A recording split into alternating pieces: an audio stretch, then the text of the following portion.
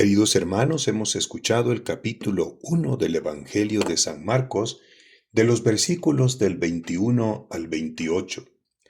Si nosotros visualizamos directamente en la Sagrada Escritura, de acuerdo a la versión de la Biblia de Jerusalén, estamos ante una perícopa que aparece con el título de Jesús enseña en Cafarnaúm y cura a un endemoniado.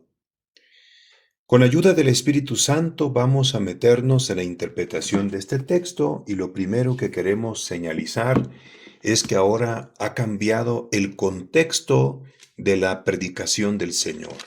Mientras que en Marcos capítulo 1 versículo 14 dice el Espíritu Santo, después que Juan fue entregado, marchó Jesús a Galilea y proclamaba la buena nueva de Dios. Así, da a entender que en espacios abiertos. Mientras que en la perícopa de hoy, en Marcos 1:21, llegan a Cafarnaúm. Al llegar el sábado, entró en la sinagoga y se puso a enseñar.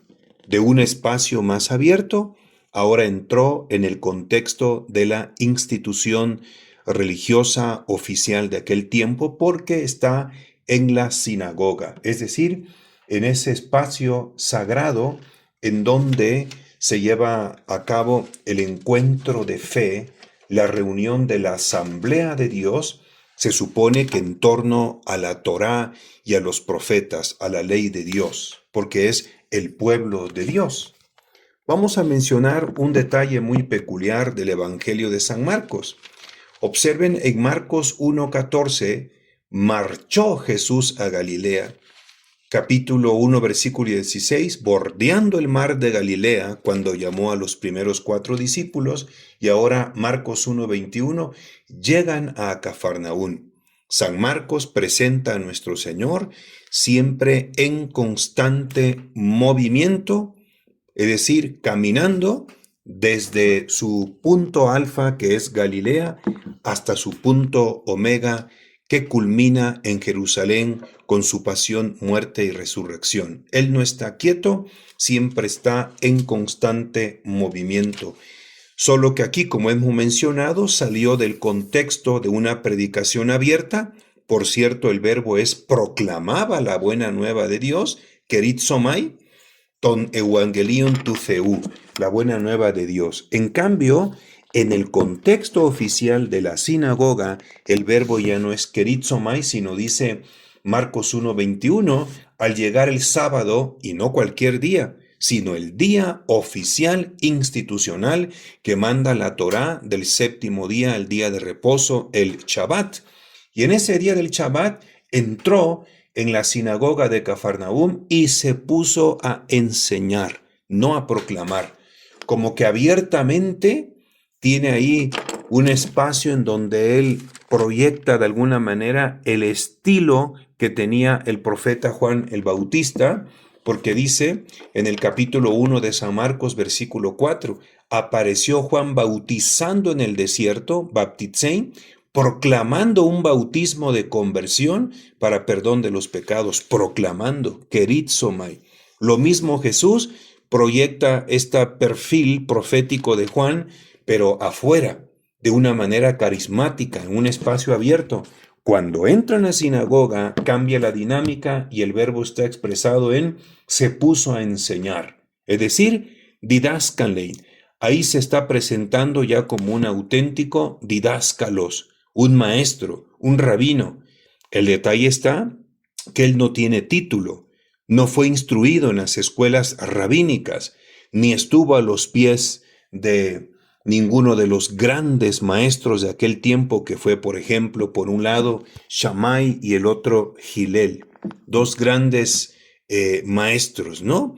Que después uno de ellos fue maestro del gran Gamaliel, que a su vez fue rabino de Saulo de Tarso. Atención con esto, pues, queridos hermanos, ahí está presentándose como un maestro. Observen el versículo 22. Y quedaban asombrados de su doctrina, es decir, la institución, los que estaban allí, el pueblo de Dios, quedaba asombrado de su doctrina. Les empezó a enseñar doctrina. ¿Cómo se dice doctrina en griego? Doxa, es decir, un cuerpo de ideas, de pensamientos. Eso es la doctrina. Y quedaban asombrados de su doctrina porque les enseñaba, es un causativo. ¿A causa de qué estaban asombrados de su doctrina? Porque les enseñaba como quien tiene autoridad, no pierdan de vista eso, y no como los escribas.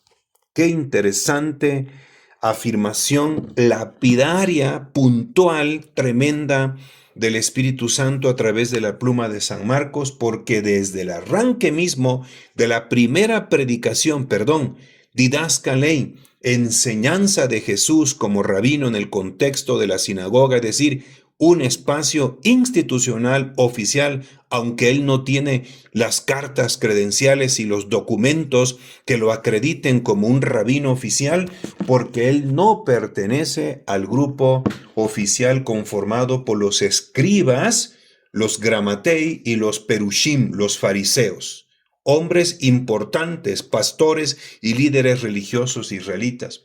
Ahora aquí, San Marcos está presentando a Yehoshua como un maestro con autoridad y en grupo a todos los escribas, a los maestros oficiales, no tienen autoridad. La pregunta es, ¿por qué perdieron la autoridad? Porque aquí quedaron ya descalificados. Y si ellos son los maestros oficiales, porque efectivamente lo son, así lo confirmó el mismo Señor, porque ellos tienen sus documentos, fueron formados en las escuelas rabínicas, tienen ellos la investidura que los acredita también en su forma de presentarse y de vestirse. Mateo 23, versículo 2, Él les dijo, en la cátedra de Moisés,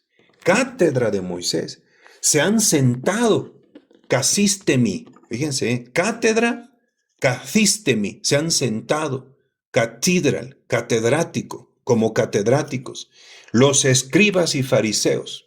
Pero Jesús denuncia el por qué han perdido autoridad, es una respuesta por su incoherencia de vida. Mateo 23:3, haced pues y observad lo que os digan, pero no imitéis su conducta, porque dicen y no hacen, y de paso el Señor los desenmascara también por su hipocresía. Mateo 23:13, ay de vosotros, escribas y fariseos hipócritas, etc. Pero en el contexto de la perícopa que hemos escuchado hoy, el que ellos hayan perdido la autoridad, atención, porque no tienen autoridad. Bueno, ellos según tienen autoridad por su investidura, porque son maestros oficiales, institucionales, tienen nombramiento, tienen documentos, tienen su licencia, tienen sus espacios desde donde ellos se sientan y enseñan, pero no tienen autoridad. No solo por la cuestión de la inmoralidad y la incoherencia que Jesús acaba de denunciar, ni tampoco desde el punto de vista litúrgico, porque ellos han traicionado aquel espacio sagradísimo que nosotros reconocemos a la luz del texto bíblico como el templo de Jerusalén. Mateo 21:13, y les dijo, está escrito, mi casa será llamada casa de oración, pero vosotros estáis haciendo de ella una cueva de bandidos. O sea, la moral la destrozaron.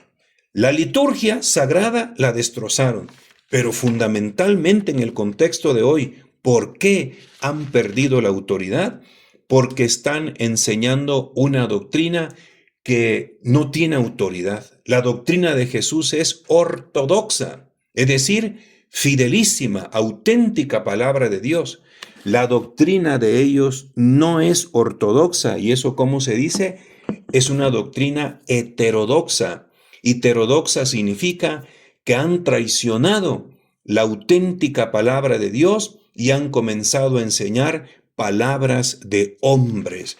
Es lo que San Marcos va a decir en Mateo 7, 6 y 7. Él les dijo, nuestro Señor, bien profetizó Isaías de vosotros, hipócritas, según está escrito, este pueblo me honra con los labios, pero su corazón está lejos de mí.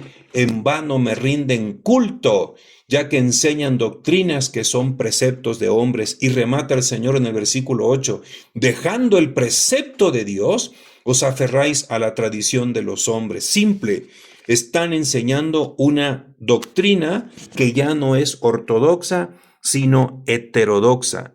Una doctrina herética, una doctrina que mezcla algunos aspectos de los pensamientos de la Escritura de Dios, pero de ahí viene oculto toda aquella ideología o pensamiento de los hombres.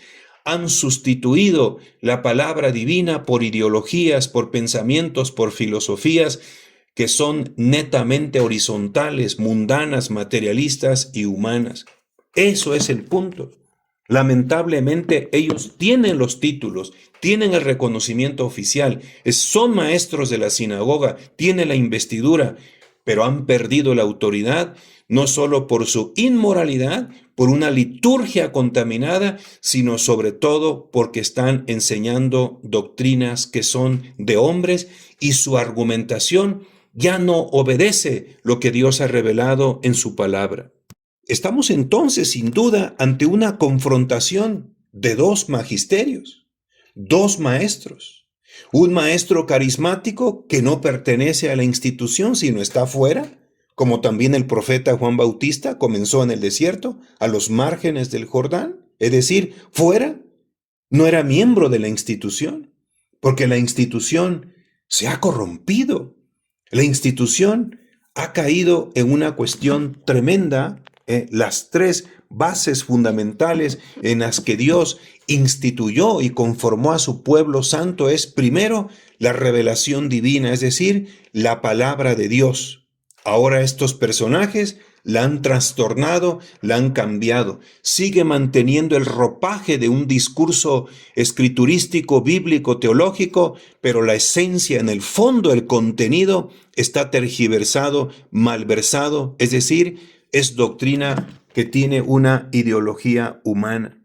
En segundo lugar, cambiando la dogmática, la doctrina, la ortodoxia, que ahora se vuelve heterodoxia, por no decir herejías, un magisterio que pierde la autoridad porque ya no es divino, no tiene como punto de referencia lo que Dios nos ha revelado, sino que ahora se atreven a corregir a Dios con argumentaciones humanas, humanistas pero ateas en realidad, contra Dios.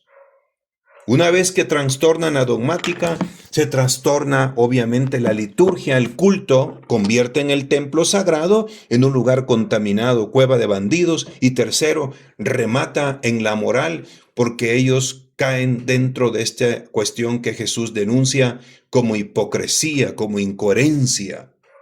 Ahora la pregunta que hacemos es, dos magisterios, un magisterio de un hombre que no es oficial institucional, sino carismático, fuera de la institución, pero un magisterio con autoridad, y un magisterio oficial, que son los maestros y administradores de los lugares sagrados, donde se reúne la gente, la sinagoga, en el día del santo para la Torá, en el Antiguo Testamento, el Shabbat.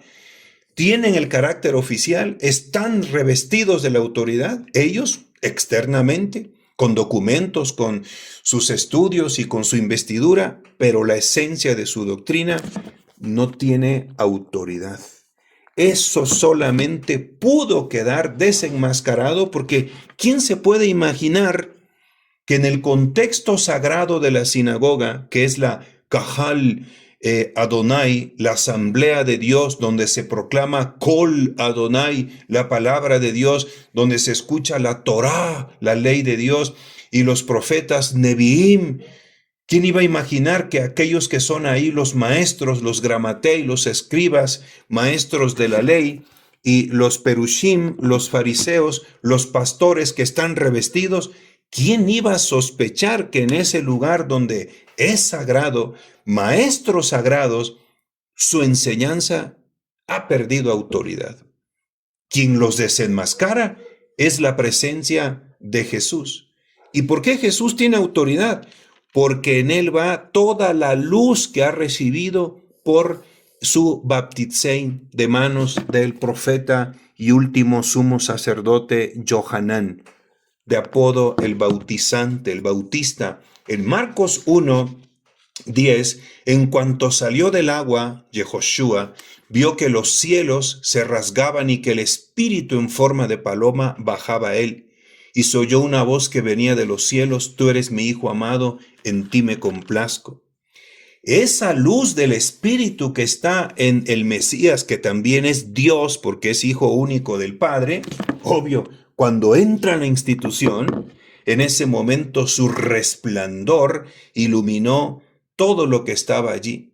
Y por eso cuando Él se presentó allí, la primera reacción es, quedó evidenciado que lo que enseñaban los maestros oficiales no tenía autoridad, que era una farsa, que habían mezclado doctrinas humanas con embarrado para disimular y camuflar con pensamientos de la Escritura. Obvio, una vez que Jesús se hizo presente en medio de la institución, ¿qué ocurrió en el versículo 23? Había precisamente en su sinagoga un hombre poseído por un espíritu inmundo que se puso a gritar: ¿qué tenemos nosotros contigo, Jesús de Nazaret?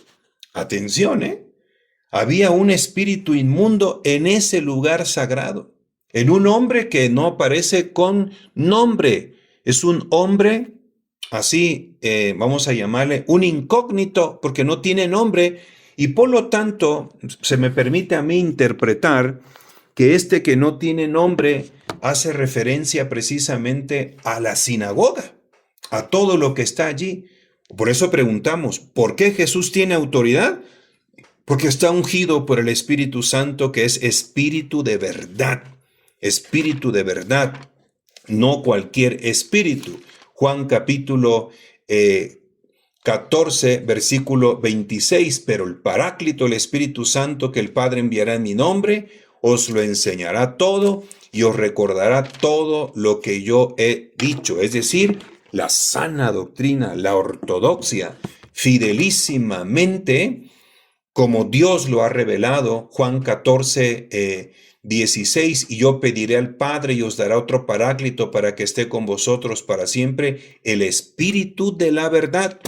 Pero atención, en Marcos capítulo 1, versículo 23, hay una sinagoga que en medio de ella hay un espíritu inmundo. Ahí está el espíritu inmundo.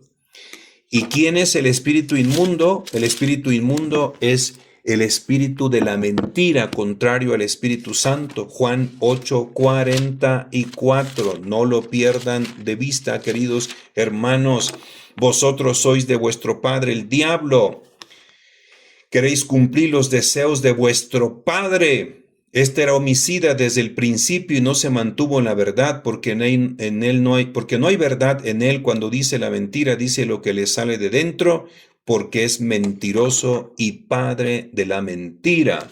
Pero a mí, como os digo la verdad, no me creéis. Dos espíritus, dos magisterios.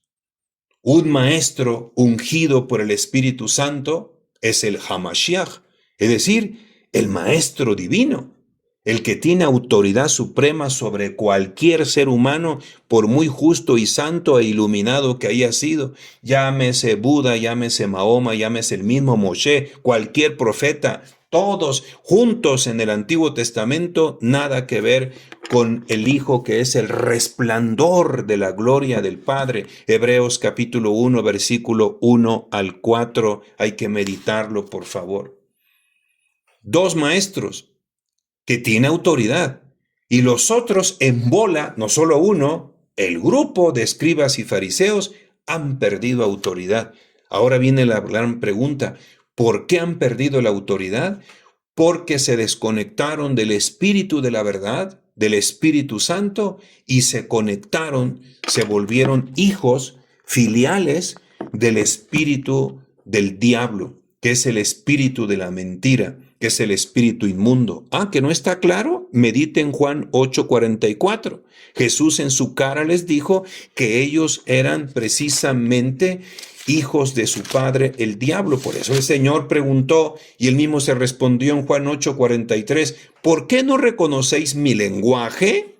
Diríamos, mi pensamiento, mi doctrina, mi ortodoxia, mi enseñanza, mis palabras que son de Dios. Él responde, porque no podéis escuchar mi palabra. Y la pregunta, ¿por qué no?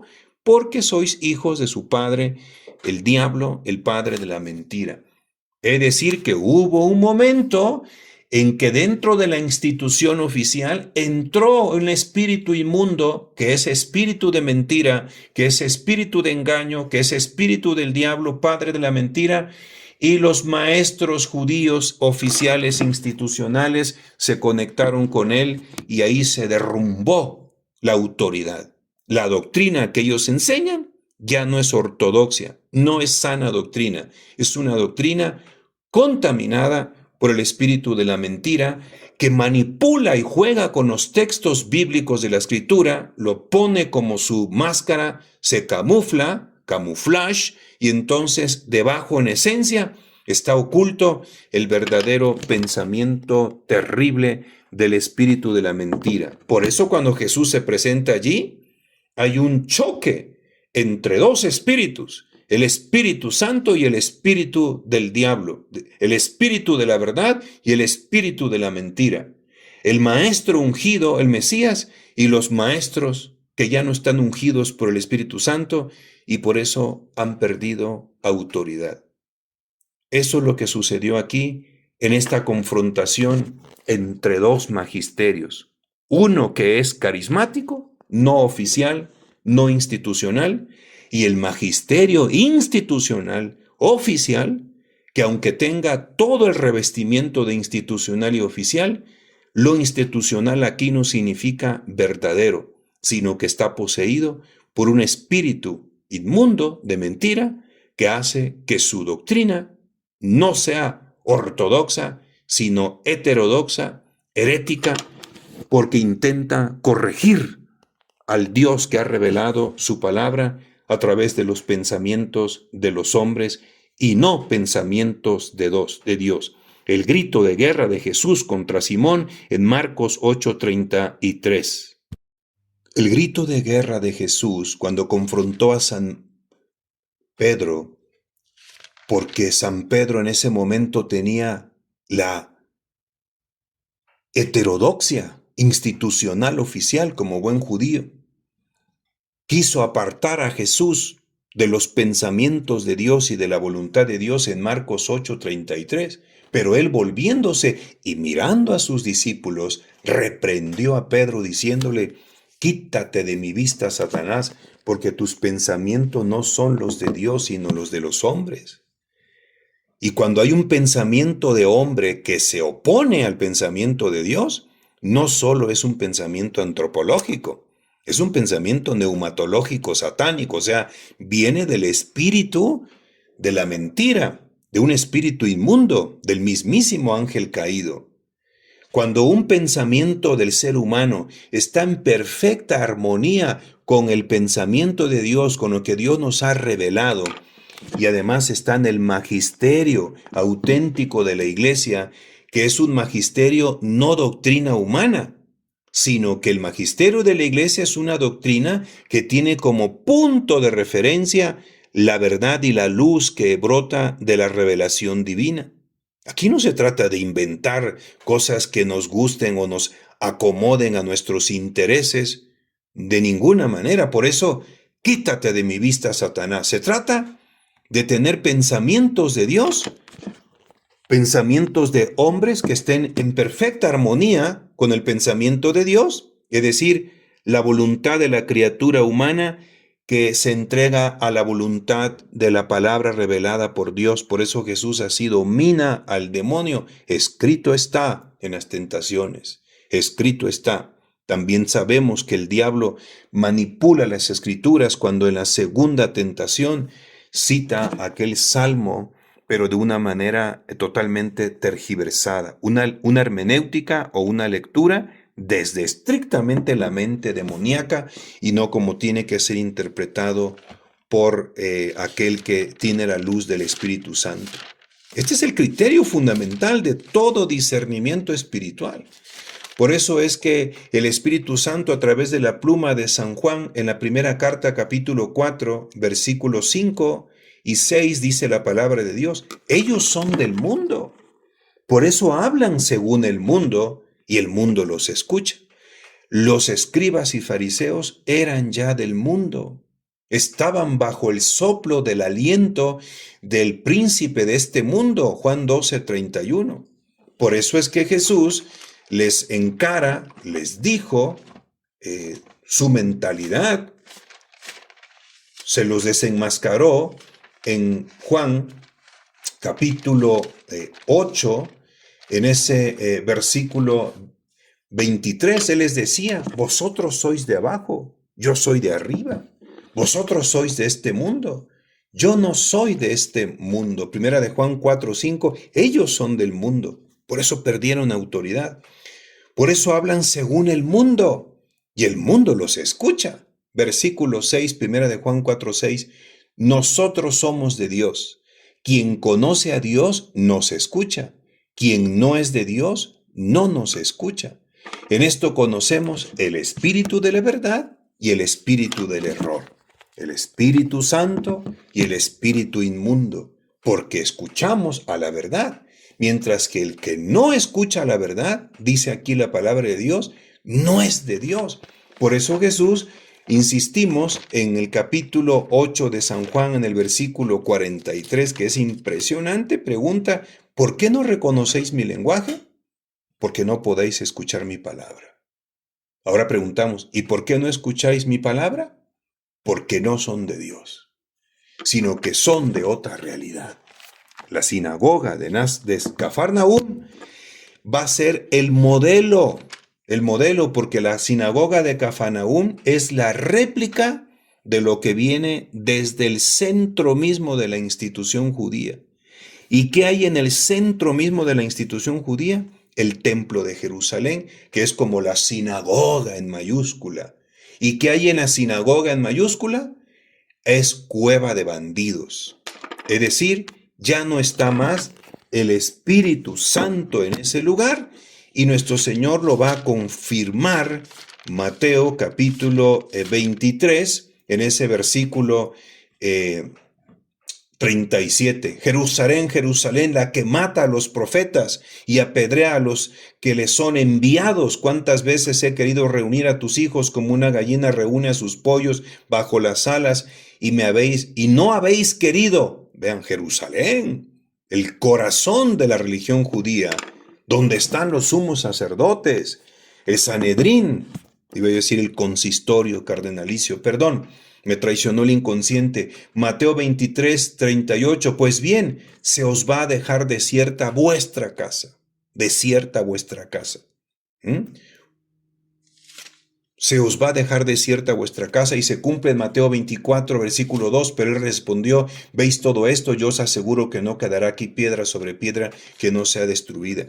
Si el centro de la liturgia, el centro, la cabeza suprema, la máxima autoridad del sumo sacerdote, que rechaza a Jesús, que no reconoce a la verdad porque tiene un espíritu inmundo, Marcos capítulo 14, versículo 61, el sumo sacerdote le preguntó de nuevo, ¿eres tú el Cristo, el Hijo del bendito? Y dijo Jesús, sí, yo soy. Y veréis al Hijo del Hombre sentado a la diestra del Padre y venir entre las nubes del cielo. Versículo 63. El sumo sacerdote se rasga las túnicas y dice, ¿qué necesidad tenemos ya de testigos? Habéis oído la blasfemia, le llamó blasfemo, lo rechazó, lo condenó a la pena de muerte, porque el sumo sacerdote tenía no el Espíritu Santo, porque el Espíritu Santo lo pudo haber llevado a reconocer todo lo que Jesús era. Primera de Corintios 12, versículo 3, para que busquen esa cita bíblica. El sumo sacerdote vinculado al espíritu de la mentira, al espíritu inmundo. El templo de Jerusalén, bajo el cueva de bandidos, se convirtió en desierto, ya no estaba ahí Dios. La moral, bien incoherente, y la hipocresía. Si eso estaba en el centro, se fue dando la réplica en todas las ciudades más importantes del territorio judío hasta llegar a la sinagoga de Cafarnaúm. Porque el corazón de la religión judía, Jerusalén, el gran templo y el gran Sanedrín y los sumos sacerdotes, habían perdido ya la autoridad. ¿Y por qué? Porque no están bajo la luz del Espíritu Santo, sino la institución fue atrapada por un espíritu inmundo, el espíritu de la mentira, el espíritu del error. Por eso en Cafarnaúm es réplica. Nosotros ahora también podríamos ya ir visualizando si en Roma, de acuerdo a la profecía de Nuestra Señora en la Salet, Roma perderá la fe y será la sede del anticristo, pues tú nada más observa, abre tus ojos y abre tus oídos si hay ortodoxia, si hay sana doctrina, o hay documentos que tienen la pretensión de ser magisterio oficial institucional, donde hay una corrupción de espíritu inmundo, como por ejemplo Amoris Laetitia número 8, como por ejemplo Tradiciones Custodes, que ataca a la liturgia antigua de la iglesia, como por ejemplo el documento de Abu Dhabi, como por ejemplo aquel escrito que se llama Fiducia Supplicans, donde bendice el pecado abominable contra natura, o aquel documento que pretende ser magisterio de la iglesia cuando que escupe a la doctrina de la iglesia, que se llama Fratelli Tutti, que más bien es el proyecto netamente de la fraternidad universal masónica y que tiene una base oculta, mentirosa con la sinodalidad, por citar algunos. Y lo último que dijo el dicasterio de la heterodoxia, porque así es como se llama, el dicasterio de la mala doctrina de la herejía, cuando prohíbe con un documento avalado por quien administra Roma, que ya no debemos de llamarle a la Virgen porque es algo importuno, medianera de todas las gracias y corredentora, un documento oficial. Simple y sencillamente perdieron la autoridad. ¿Y por qué está perdida la autoridad? Porque en la cátedra de Pedro, como en la cátedra de Moisés, se han sentado los escribas y los fariseos, que no solamente son inmorales e hipócritas, sino que ya no escuchan la voz de Dios, la revelación de la Escritura, y se dejan arrastrar por pensamientos humanistas, antropológicos, materialistas, ateos, etcétera, y surgiendo un magisterio que es pensamiento humano. Quítate de mi vista, Satanás, porque tus pensamientos no son los de Dios, sino los de los hombres. Así está en el corazón mismo de la cristiandad, y es la réplica como una ola, como una onda, hasta la última parroquia o capilla de nuestra estructura religiosa, lamentablemente. Perdón que hice ya lo que en teología bíblica se llama hermenéutica, una aplicación para la actualidad. Pero lo que ocurrió allá, en Cafarnaúm, ahora salta a la vista a nuestros ojos. Hay dos magisterios, hay dos iglesias.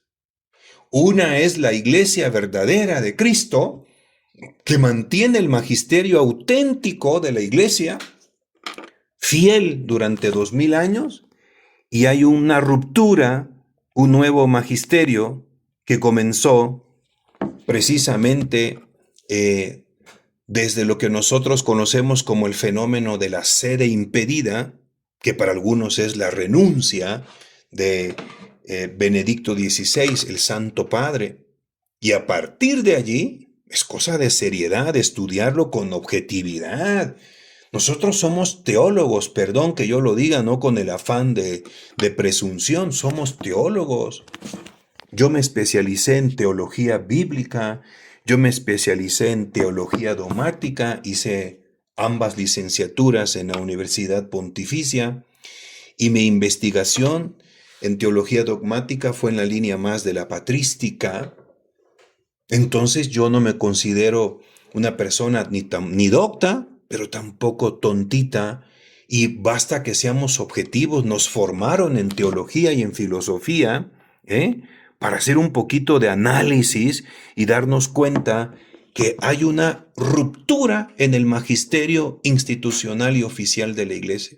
Es decir, a partir de que Benedicto es empujado sacado de la silla petrina y entra una nueva persona, comienza un magisterio con el ropaje de institucional y oficial, que verdaderamente no está el Espíritu Santo, no está el Espíritu de la verdad, ha perdido autoridad porque no tiene como punto de referencia estricta lo que Dios nos ha revelado en su palabra, ni en la tradición apostólica, ni en el magisterio auténtico de la Iglesia, sino que la contradice abiertamente. Por lo tanto, han perdido la autoridad porque están escuchando palabras de hombres y no de Dios. Claro, tienen la ventaja de estar en el lugar de la institución, tienen la ventaja de estar revestidos de la autoridad, están en la cátedra de Pedro, como los escribas y fariseos en la cátedra de Moshe, Mateo 23, versículo 2 y 3. Y por eso la gente cree más ahora en la autoridad y no en la verdad en sí misma. Hay un parteaguas en la historia de la iglesia. ¿Eso qué significa? Que el espíritu maligno, el espíritu inmundo que entró en la sinagoga judía en aquel tiempo del Señor, es el mismo espíritu inmundo que entró hasta el fondo de la iglesia y que de manera profética el Papa Paulo VI dijo, le llamó a ese fenómeno el humo de Satanás. Comenzó por las orillas, desde las orillas fue subiendo. En este momento ya está esa bola de humo de Satanás colocado en la cátedra de Pedro, es decir, en el vértice de la iglesia, cumpliéndose perfectísimamente lo que el Espíritu Santo anunció en la segunda carta a los Tesalonicenses, capítulo 2, versículo 3 y 4, dos fenómenos horribles eclesiológicos, porque son horribles. Nada más horrible y tan espantoso le pudo ocurrir a la Santa Iglesia de Dios, porque vino el espíritu del error, de la herejía, de la heterodoxia, del descrédito de la verdad, es decir, de la pérdida de la autoridad con ese fenómeno que el Espíritu Santo llamó apostasía. Entró la apostasía hasta la cátedra de Pedro, hasta el vértice de la iglesia. Y número 2, junto con el fenómeno ideológico, humano y pervertido del espíritu inmundo del error, se sienta en ese lugar un personaje que es el hijo de perdición, que es el impío, que es el adversario, en el lugar más santo de la iglesia, y desde ahí no lo dice así descaradamente que él es mayor que Dios, pero lo dice de manera implícita cuando él propone una doctrina que contradice a Dios, que corrige a Dios, que supera a Dios. Válgame Dios. Quítate de mi vista, Satanás, porque tus pensamientos no son de Dios, sino de los hombres. Marcos 8:33. De eso se trata, queridos hermanos. Vamos ahora a observar cómo es que tiene la habilidad del espíritu inmundo para mostrarse como una doctrina verdadera, porque él tiene su fachada de verdad, pero su esencia es mentira. ¿Dónde podemos desenmascararlo? Observe, Marcos 1:23. Había precisamente en su sinagoga un hombre poseído por un espíritu inmundo que se puso a gritar, ¿qué tenemos nosotros contigo, Jesús de Nazaret? Ahora ya habló no en singular un hombre, sino ¿qué tenemos nosotros contigo, Jesús de Nazaret?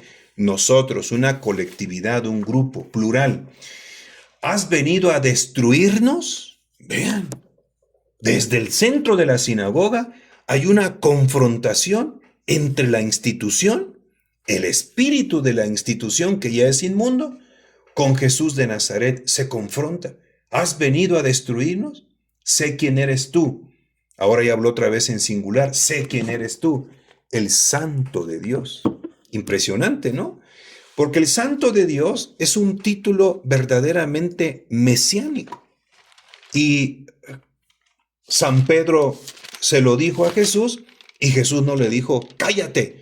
Allá en San Juan capítulo 6, versículo 68, le respondió Simón Pedro, Señor, ¿dónde quién vamos a ir?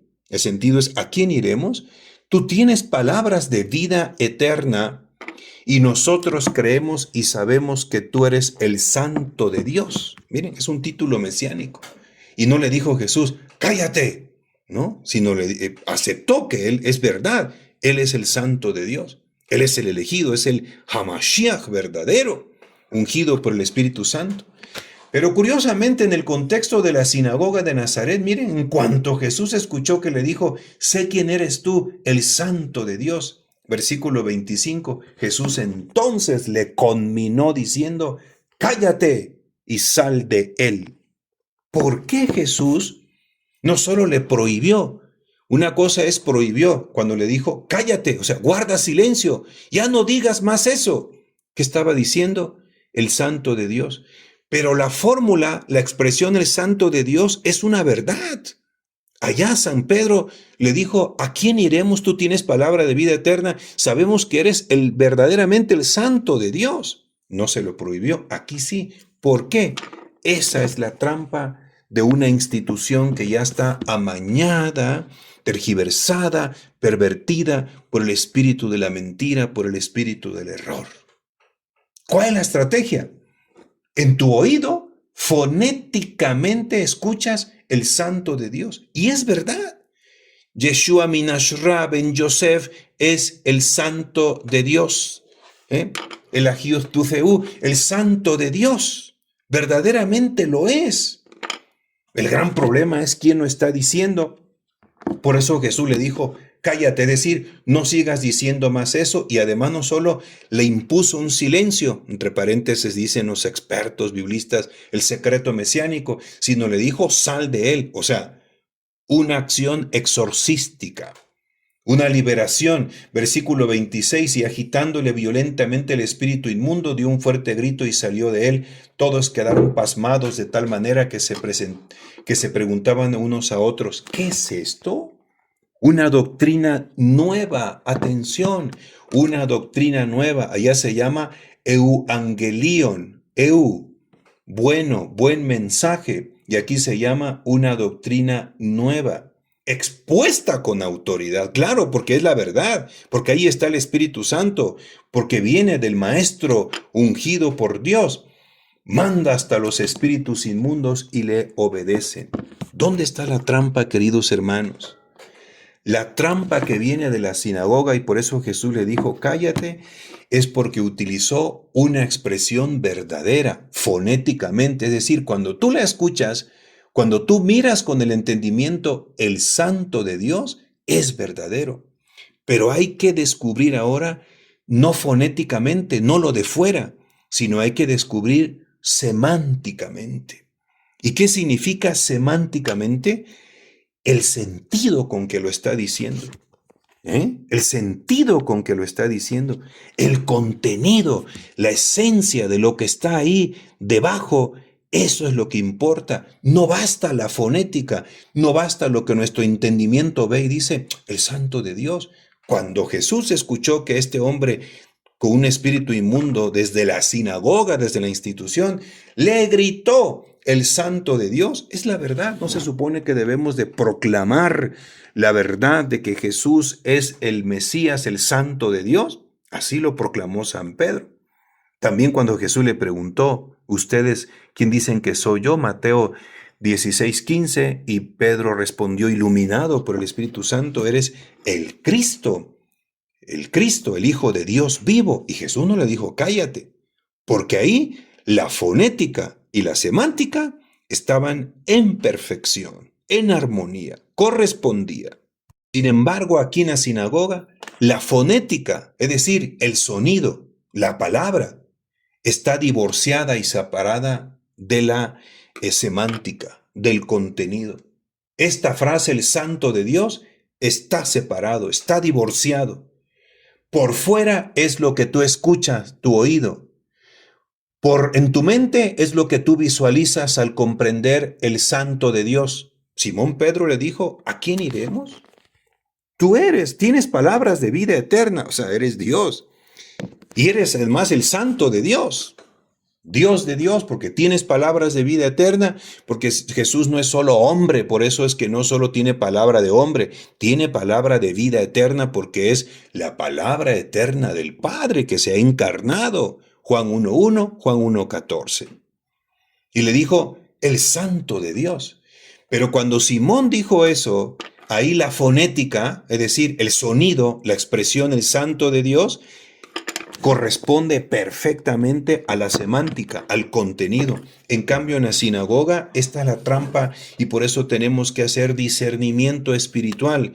Solo Jesús, solo quien está ungido por el Espíritu de la verdad, donde Él se para, su luz ilumina y queda al descubierto la mentira, la oscuridad, lo engañoso. Este amigo gritó, tú eres el Santo de Dios. Y Jesús le dijo, cállate, sal de él.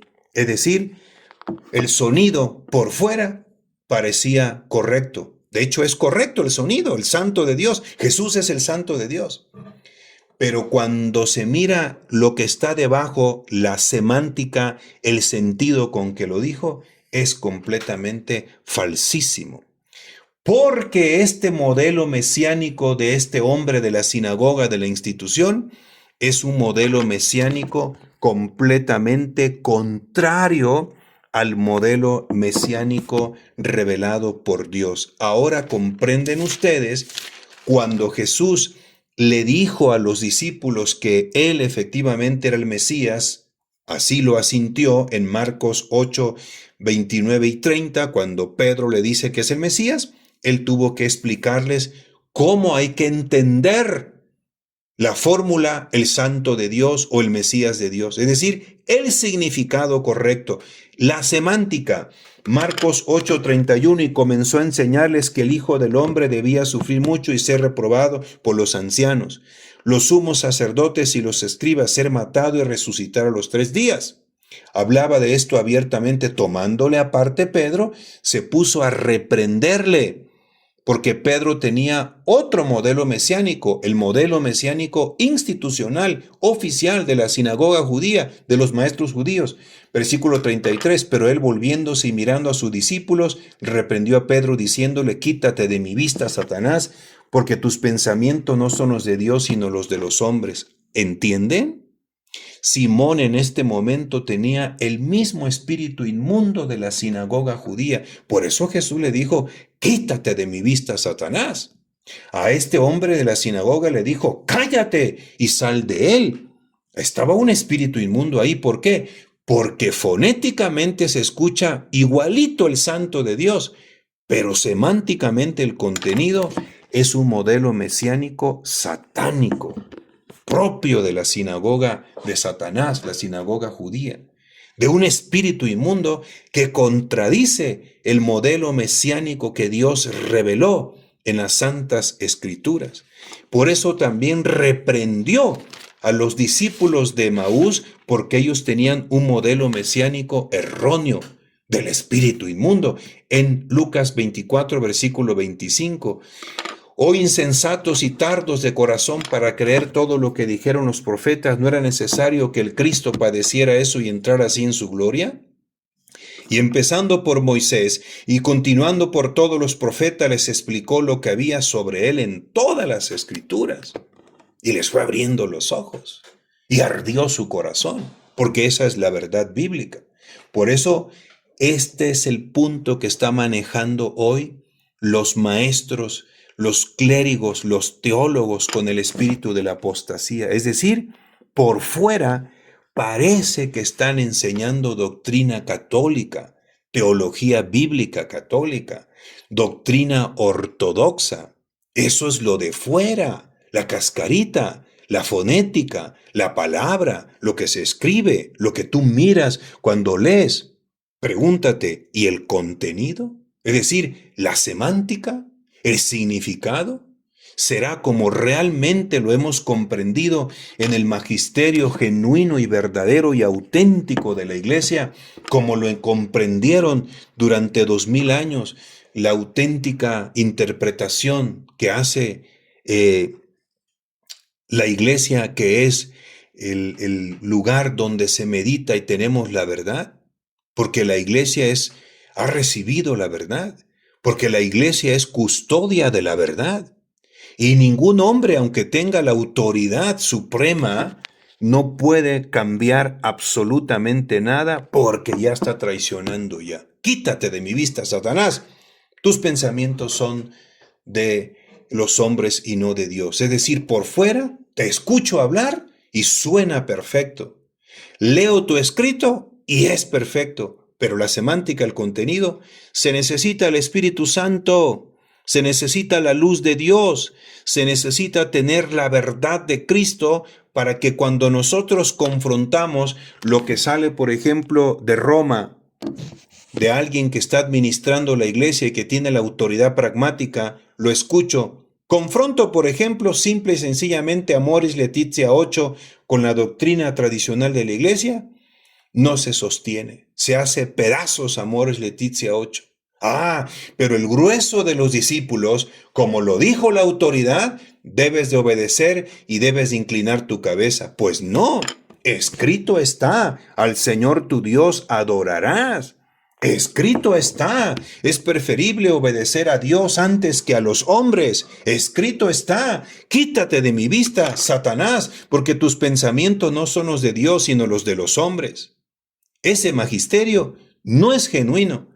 Y pongo fiducia supplicans donde me piden que yo bendiga a parejas con el mismo sexo. Y me voy a la revelación divina y me voy al magisterio genuino de la iglesia. Se hace pedazos, eso es basura.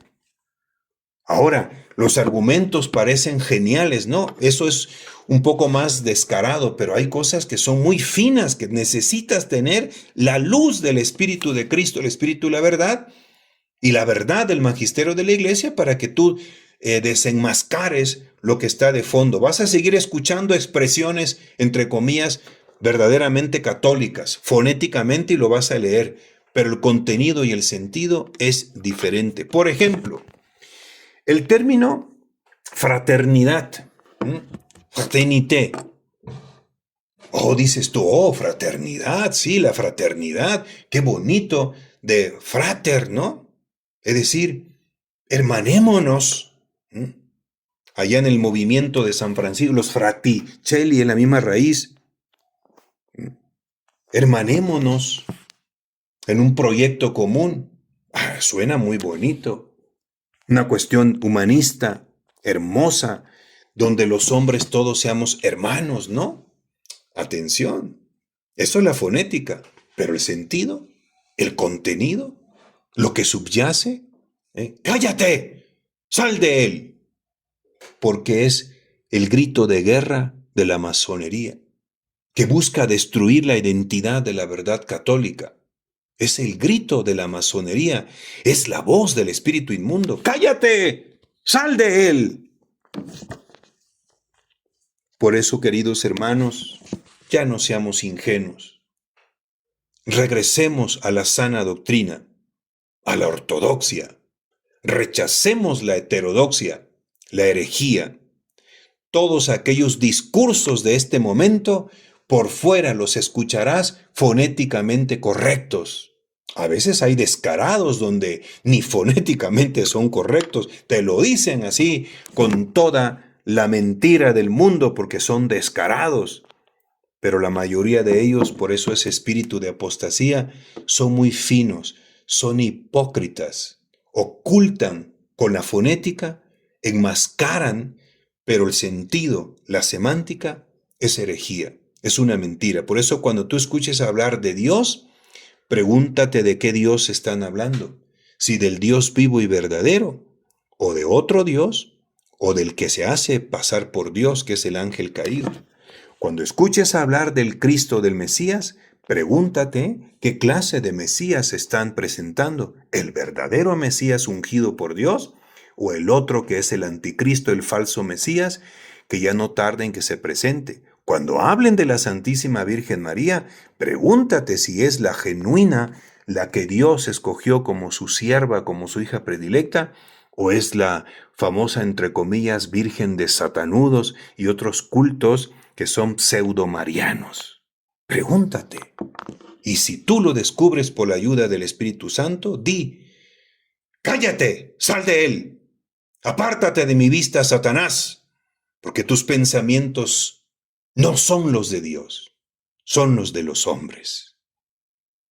Dice el Espíritu Santo en la segunda carta a los Tesalonicenses, capítulo 2, versículo 3 al 4, que nadie os engañe de ninguna manera.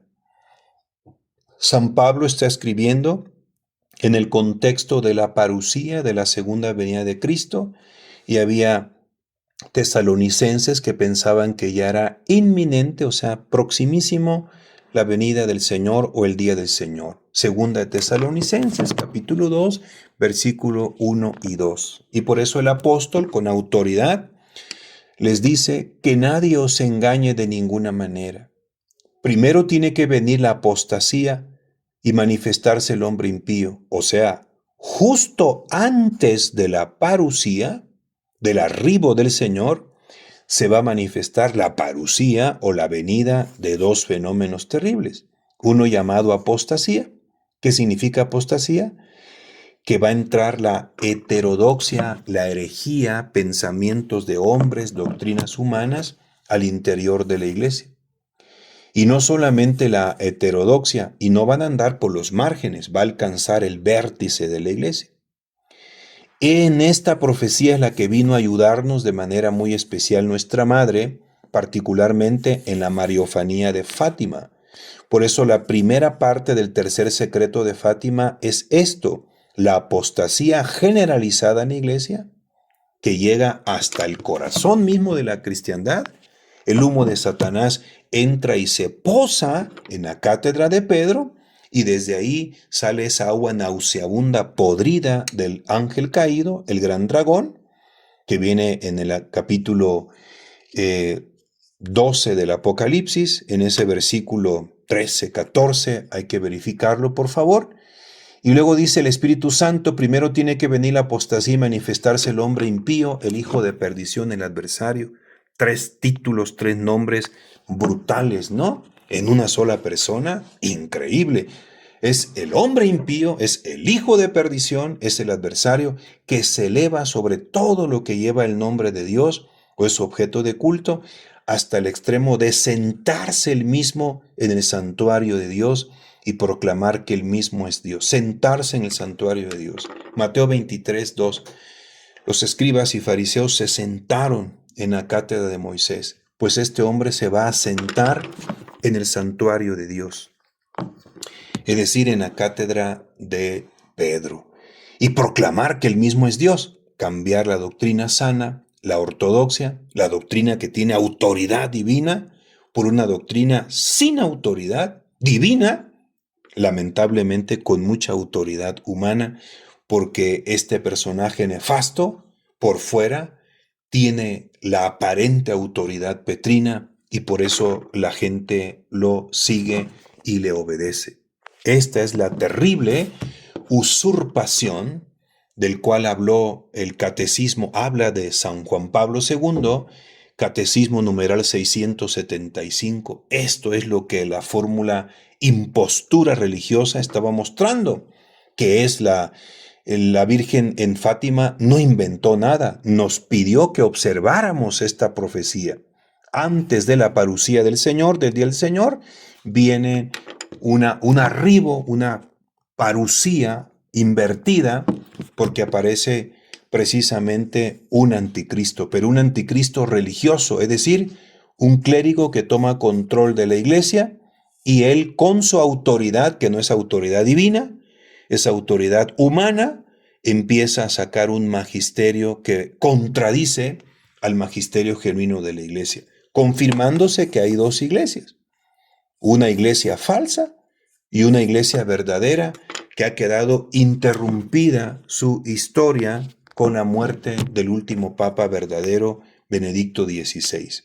Y una iglesia que ahora existirá no en las estructuras oficiales institucionales, sino una iglesia carismática, en el desierto, sin templos físicos, sin casa física, sino con templos vivos, que son aquellos que son el resto fiel, que creerán en la autoridad divina de Jesucristo y en el magisterio verdadero, rechazando algo que ha perdido la autoridad.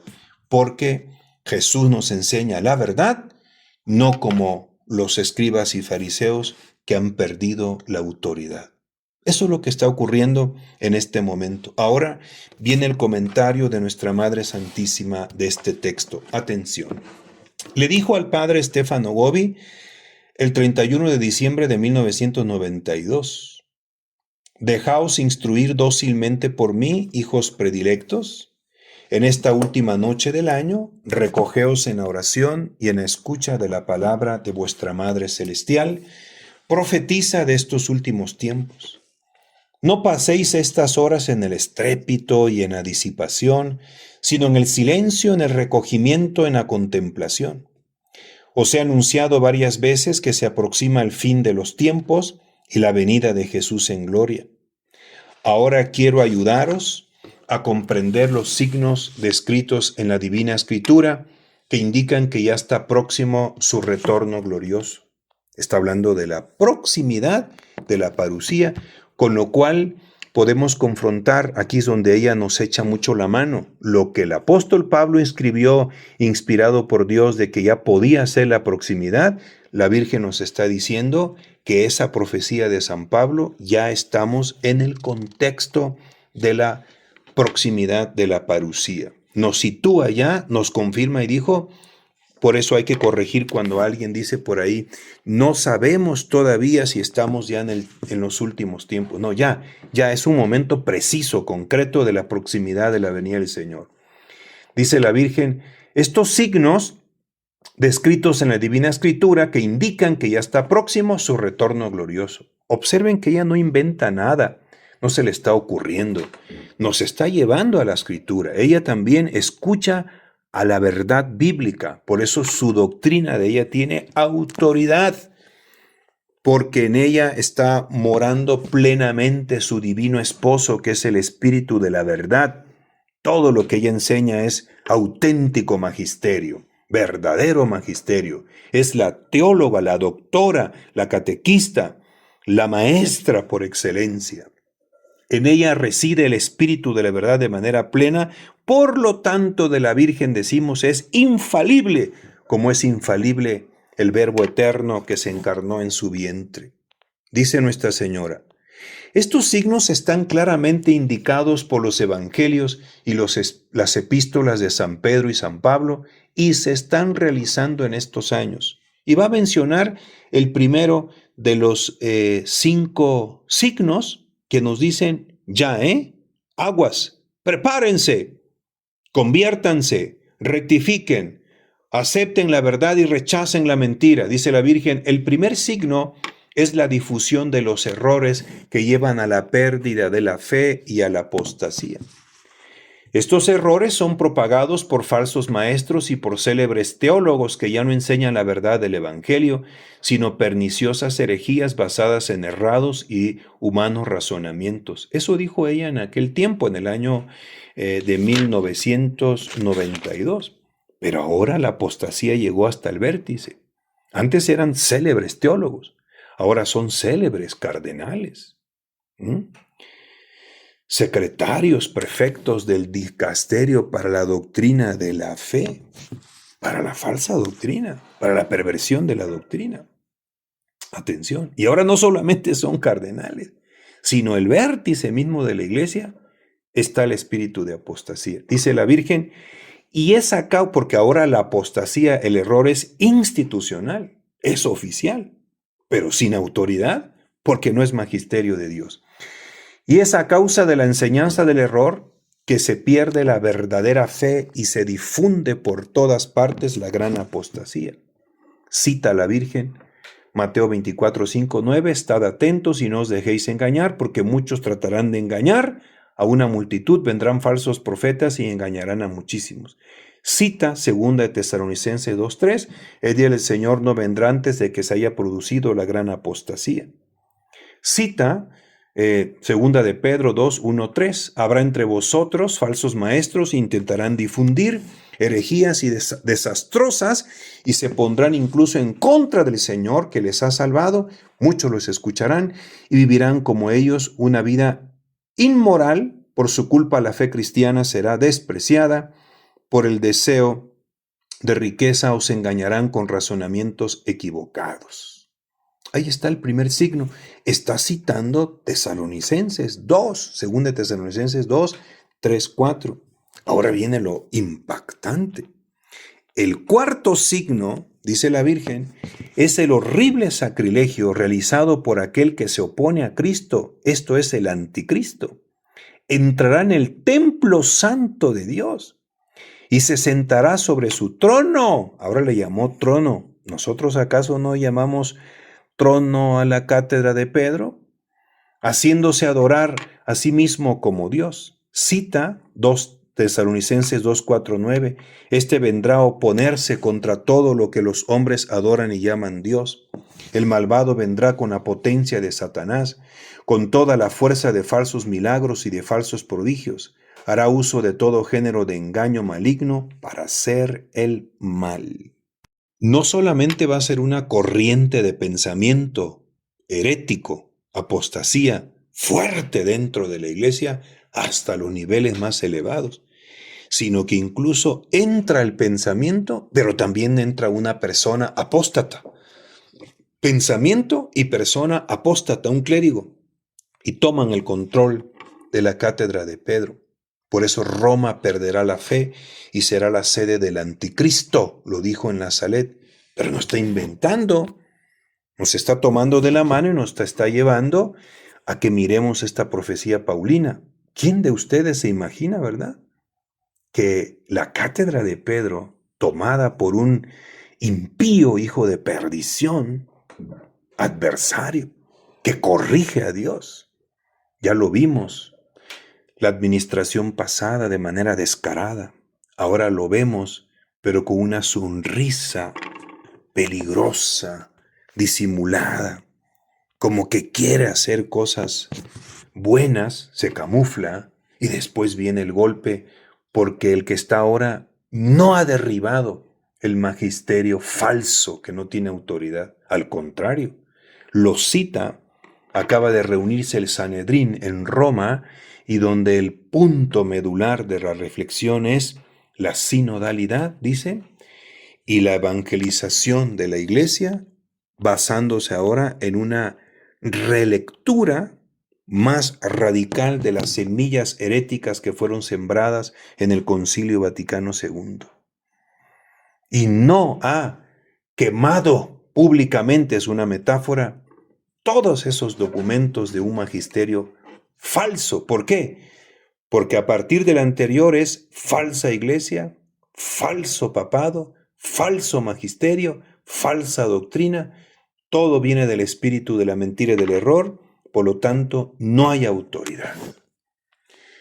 Si Cristo en este momento apareciera, haría un cordón, pero ahora de alambres con púa, y sacudiría, golpearía y quemaría y patearía toda esta doctrina nefasta que lo contradice a él, que es la verdad, el camino, la verdad y la vida. Y entra este hombre, ¿quién se imagina de ustedes, verdad? No lo soportan, no lo creen. Mejor cierran sus oídos y sus ojos, no quieren escuchar, no quieren ver, porque es la autoridad.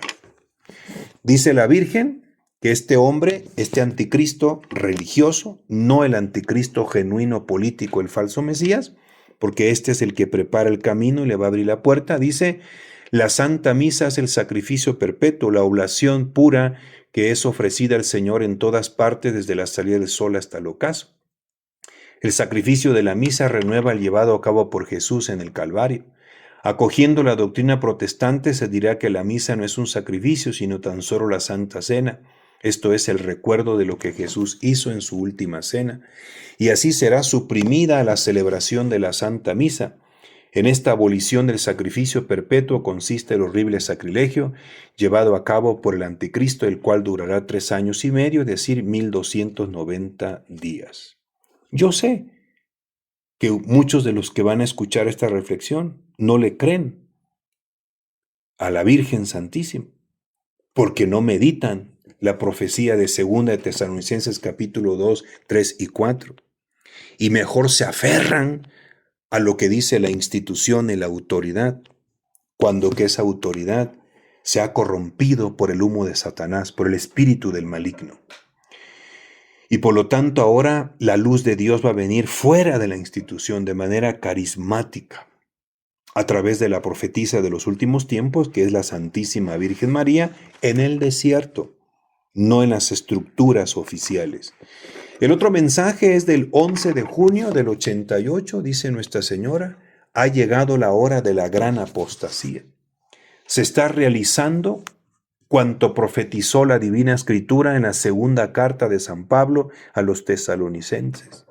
Satanás, mi adversario, con engaño y por medio de su astuta seducción, ha conseguido difundir por doquier los errores, bajo el señuelo de nuevas y más actualizadas interpretaciones de la verdad, y llevar a muchos a elegir conscientemente y a vivir en pecado mortal, con la falsa convicción de que eso ya no es un mal, que por el contrario es un valor y un bien. Han llegado los tiempos de la general confusión y de la mayor turbación de los espíritus. La confusión ha penetrado en las almas y en la vida de muchos hijos míos. Esta gran apostasía se difunde cada vez más incluso en el interior de la misma Iglesia Católica. Se enseñan y se difunden los errores, mientras se niegan con toda facilidad las verdades fundamentales de la fe que el auténtico magisterio de la Iglesia ha enseñado siempre y defendido enérgicamente contra cualquier herética desviación.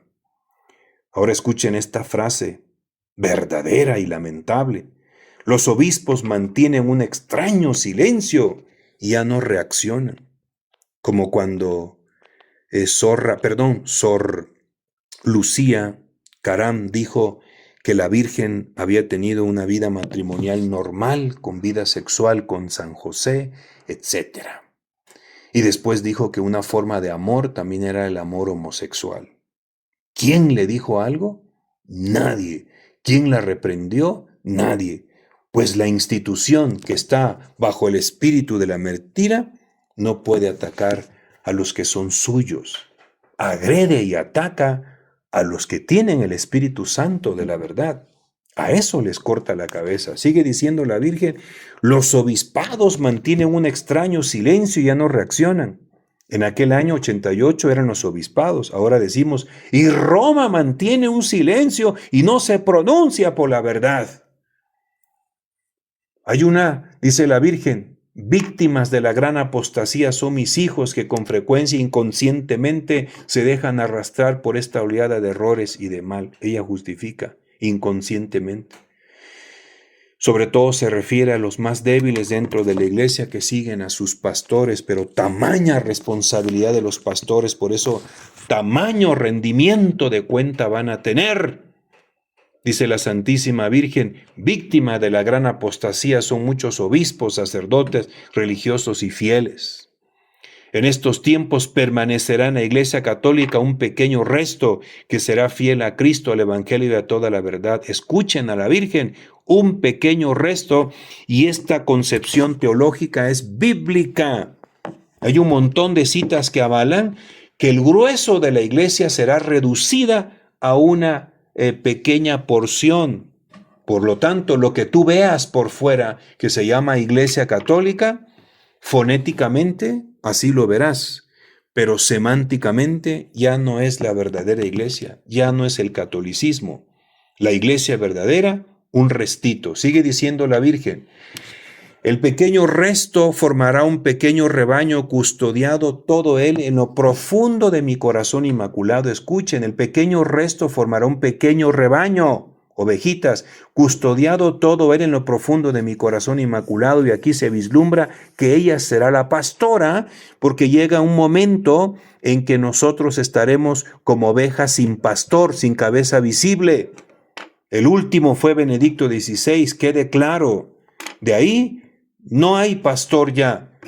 Todo el rebaño, el resto fiel estará custodiado en lo profundo del corazón inmaculado de Nuestra Señora. Dice ella, Este pequeño rebaño estará formado por aquellos obispos, sacerdotes, religiosos y fieles que permanecerán fuertemente unidos. Aquí dice al Papa, pero al Papa verdadero de aquel momento. Todos recogidos en el cenáculo de mi corazón inmaculado, en este acto de incesante oración, en perenne inmolación, en total oblación, para preparar la vía dolorosa a la segunda y gloriosa venida de mi Hijo Jesús.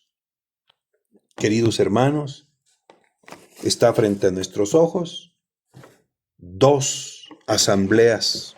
Una, la asamblea de Dios en Cristo Jesús, bajo el Espíritu de la verdad, el remanente fiel, que es carismática, ya no tiene estructura, no tiene institucionalidad, y otro que es la asamblea de Satanás, la misma sinagoga de Satanás, entró a la iglesia de Cristo, que la trastorna y la convierte en iglesia de Satanás, es la institución, es el oficialismo, pero ahí no hay espíritu de la verdad, han perdido la autoridad, no hay magisterio auténtico, sino que se está acumulando un magisterio falso que contradice el genuino magisterio de la verdad católica. Dos teologías, una teología mentirosa y una teología verdadera. Una verdad del Espíritu Santo, una verdad del espíritu del error, espíritu maligno. Por lo tanto, ahora dos cabezas. Carismáticamente, la cabeza del pequeño resto es la pastora divina, nuestra Madre Santísima, y la cabeza visible es la iglesia prostituta, la gran ramera. Dos realidades. Ahí está frente a nuestros ojos. Y a estas realidades les decimos: ¡cállate! ¡Sal de él! Apártate de mi vista, Satanás, porque tus pensamientos no son los de Dios, sino de los hombres. Bendiciones a todos.